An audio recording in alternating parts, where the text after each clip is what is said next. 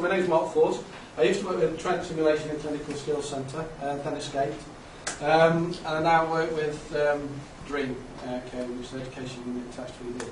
So I got involved with this about, give you a bit of background, about 2 years ago. We started to re-establish the East Midlands Simulation Network. We then said it would be a great project across the network to actually have an Educator programme in relation to simulation. Okay, so that if we were moving around and working between the centres, we had sort of like a standardised or a standard approach, and we had an awareness of what our simulation faculty had undertaken and what programmes had actually been through. We did start looking at design on our own, but then with Brendan, we've got links with Monash University Australia, we started looking at this programme. Okay. And then it's moved forward, and eventually we've got to a point where we're now initiating the project. Okay, so over the next few months you'll start to see a lot more communication around this project, and I'll explain a bit more about the programme.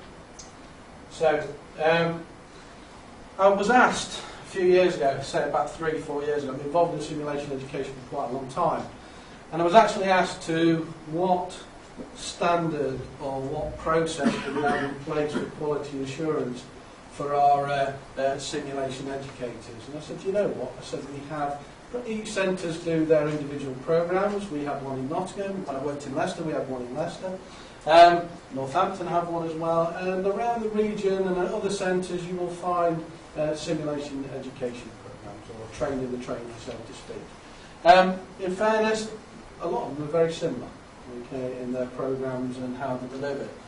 We said, well, let's aim a bit higher than that. Let's see if we could think about having a national, or an entry-level simulation education programme. So we started looking at NHET-SIM. So it's been built over time. It actually grew from a trainer programme in Australia. The thing I really like about the NHET-SIM is designed as an entry-level simulation program, and it's also there to support educators and encourage collaborative working and networking, which I think is something we sort of like honed in on quite early. It's not there to replace people's own specialist education programs around simulation, but it does give you that. It's actually been very well evaluated and validated already, so it gives you that robustness around an education program. So how it actually looks, okay, that's the actually thing. If you do want to go and have a look at it, you can type in NHET-SIM AU, you'll get about the Monash University page. We've got some more partners which I'll talk about in a moment. And you can actually look at the workshops and I'll have an overview of the programme, so you can actually find out what it's all about. How it actually is put together. Well, Australia's very large. Having been there last year, you realise how actually large the place is. So what they do is they've actually designed it to be a predominantly online resource, so online education programme. However, as part of those, some of the modules are what's classed as core, so C1 and C2 are core modules. There is one workshop associated with that as well, where you come into a centre and actually do the workshop and consolidate the learning. And then what you can decide as a simulation educator is to pick up optional modules if you want to. You don't have to. The recommendation is you do the core and then move on from there. The other thing I really liked about the programme was the fact that it was open to anyone involved in simulation. So they've got modules for technicians, they've got modules for programme managers, they've got modules now for interprofessional working in simulation. One of our simulated patients, simulated actors, whatever you would like to call them, had been out to Australia and they'd undertaken the programme as a simulated patient. So it is actually, you can see, you can pick up any of these modules. Some of them do have workshops attached to them. I get asked quite a bit of time, how long do these take to complete?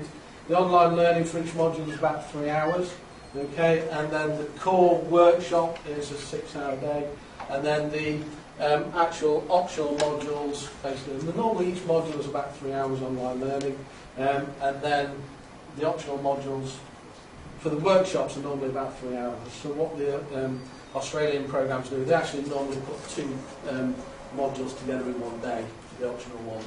So again, they're maximising the learning opportunities. It's very flexible. We've now sort of like got licenses for this. So this was our idea. We wanted to have a look at it in more detail. I did become a bit more of an expert in intellectual property rights on an international level. So it did take quite a lot of hoops to get through to get us to where we are now. And working with HEE and HEE Midlands and East. So we've got to a point of starting this now. We mentioned there about, well, when we looked at the programme, you could actually move most of the programme and bring it straight into the UK. There were some issues around some of the language and terminology, and also in some of the references to patient safety. But other than that, the vast majority of it we can actually utilise already. We will be using Monish's e-learning platform to actually undertake the course. We also wanted to say, well, actually, if it works and we can move it forward, should we be able to put this then on a UK platform with HEE and actually have it open access? Because at the minute in Australia, if you are Australian national and you're a member of the health service, it's the online learning, I do believe, is free. Is that right, Brent? It's free to access. I think they do charge for the workshops, but other than that, and that's for our initial pilot. That's where we've got funding for X amount of licences. So we will be looking for. We've identified some members of faculty to start the programme going, but we will be looking for candidates in the not too distant future to actually undertake the programme. So, we've got some project partners that I do need to sort of like thank. Health Education England, Midlands and East, and Health Education England.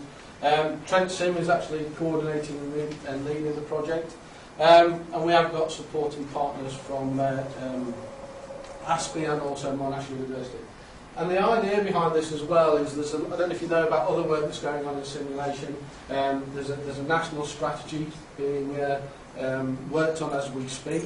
And there's also the ASPE standards around simulation. And the idea is as well is that we can tie this programme into those 2 other partners. See how it all works out. So, we've got some governance to the project with the Health Steering Group and the Health Education England Simulation Reference Group. We have got an advisory group as well. And to look at I think the contextualisation will take place throughout, both with we've initially set a time frame on it, but that's for our faculty, but then also for our candidates. So it's going to move along the life of the project. They started off as a East Midlands project. And we identified, initially 4 centres, went down to 3. So the 3 centres that are nominated at the minute is Nottingham, Northampton and Derby, and that's where we're going to be drawing on most of our faculty. But it doesn't mean that it's exclusive to those centres, it's open to candidates and people across the East Midlands.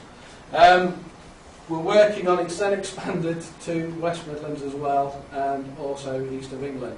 So at the minute we're just identifying key lead centres there, okay, to actually establish our faculty bases from those areas as well. Hopefully we'll end up with about 80 faculty identified and trained and educated, and about 400 candidates. And then from then I think we can move forward and review and think, well, do we want this on a national level? So, pathways through the programme. We just put this together to say, well, everybody has to do core 1 and core 2. There's a workshop attached with that, but then it might be, well, if we've got people who are regularly involved in SIM and are regularly SIM faculty, they may decide to do more of the modules. If they're not so much, if they're occasional faculty, they may not pick so many of them up. There's also the SIM techs and education managers as well. So it can be as flexible. So what we'll be looking for when we've got faculty and candidates on this, it's obviously where they need and require feedback about the programme. So that's going to be the little exchange. Okay. The programme will be free to access, the registration will be free, but we'll be expecting something back from you guys in terms of the evaluation.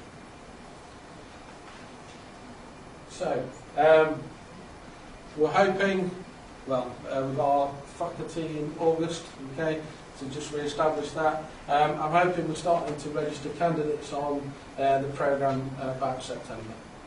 Alright, so again, watch this space, because we'll be advertising it shortly. And the aim of the project complete is April 2019. So this is what really we're hoping to focus on, is can we use it for a UK market, is it suitable? And then longer term, you know, how will it look on a national level?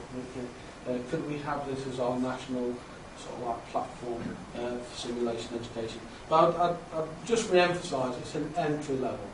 It really is about supporting simulation educators in practice and about that collaboration. We are aware that centres will have their own specialist simulation faculty courses. They came across a little bit of resistance around this in Australia. They said, look, we're not aiming to impinge on any of your practices. This is just something we want to deliver at a national level. Okay? And they seem to have got past that now. They seem to have moved past that. If you want any more information, Bryn and I are both based at NHET-SIM. Bryn's based at NHET-SIM, I'm based in DREEAM.